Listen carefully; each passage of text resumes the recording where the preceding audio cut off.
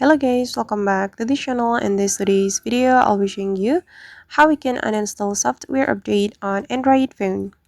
Alright guys, to uninstall software update on Android phone, we have to reset our Android phone. We need to go to our settings application. Then we have to scroll down until we find the general management setting. Click on this setting, and here you have to find the reset option, this one. Click on this reset option, and here you have to select a factory data reset, so your phone will be back to its default system. You can click on this option and you can scroll down until you find the reset button, and you just need to click on reset and your phone will be back to its default system and the software update will be uninstalled. Alright guys, and that's how we can uninstall software update on Android phone. I hope this tutorial will be useful for you.